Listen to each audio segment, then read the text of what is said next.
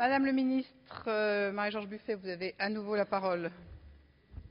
Oui, Madame la Présidente. Monsieur le ministre, le 21 décembre dernier, un comité central d'entreprise de PSA a décidé de la suppression de 4 000 emplois en France, dont 1 900 CDI. Un document de travail de la direction indiquait depuis juin l'hypothèse de la fermeture du site d'Aulnay. Mais le ministre de l'Industrie avait indiqué aux salariés qu'il n'y avait pas d'inquiétude à avoir. La presse annonce aujourd'hui que la situation de PSA s'est énormément dégradée. La division automobile a perdu près de 100 millions d'euros l'an dernier, même si le groupe PSA engrange 588 millions de bénéfices. Face à cette situation nouvelle, le groupe envisage de porter la réduction de ses coûts de 800 millions à 1 milliard en 2012. Des coupes sont prévues dans la recherche et le développement, mettant à mal les projets de nouveaux véhicules. Le groupe va vendre son siège parisien et les salariés devront subir 1 à 2 mois de chômage partiel. Selon le PDG de PSA, les réductions de surcapacité en Europe sont inévitables, notamment pour les petits modèles. En cause, dit-il, un recul des marchés au niveau européen du fait de la crise. Monsieur le ministre, allez-vous continuer à mener vos politiques d'austérité qui sapent le pouvoir d'achat et fragilisent ainsi notre industrie? Le site d'Aulnay, qui produit la C3, se retrouve de nouveau sur la sellette. La fermeture de cette usine de 3 000 salariés entraînerait au total la disparition de plus de 10 000 emplois en comptant les intérimaires et les sous-traitants. Des milliers de familles se trouveraient dans le plus grand dénuement. Non seulement de nombreux salariés connaîtront des difficultés pour se reconvertir à cause du fort taux de chômage et de l'âge moyen de cette entreprise, mais pour les jeunes, ce sont d'importantes possibilités d'emploi qui disparaissent.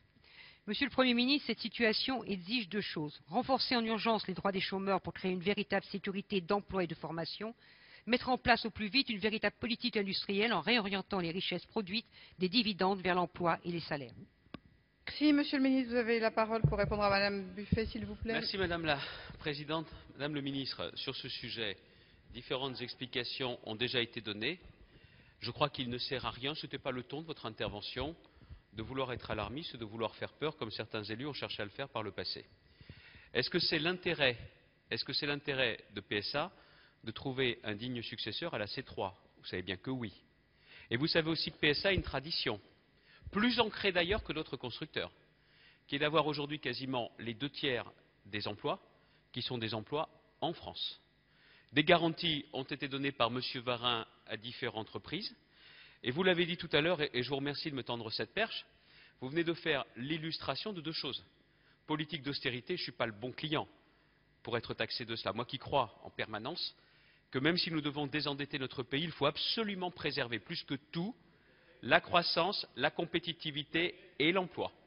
Et d'autre part, je voudrais aussi vous faire une remarque, c'est que ça vaut donc la peine d'engager une réforme du financement de la protection sociale. Pourquoi? L'industrie automobile, notamment en région parisienne, connaît des salaires, les salariés sont directement concernés par les mesures de réduction des charges, notamment au titre des allocations familiales.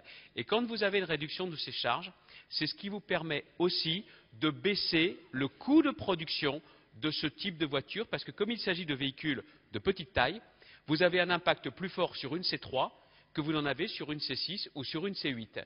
Voilà pourquoi ces mesures qui ont été contestées par vous, c'est constant, par le Parti socialiste qui a perdu la mémoire et qui a oublié qu'en octobre 2005, au Congrès du Mans, la motion A, présentée par François Hollande, proposait noir sur blanc la TVA sociale. Vous avez, Madame le ministre, au moins cette constance. Je vous le reconnais chez les communistes, ce qui n'est pas le cas des socialistes. Si vous voulez me faire dire que cette mesure a du sens pour préserver l'emploi, vous avez raison.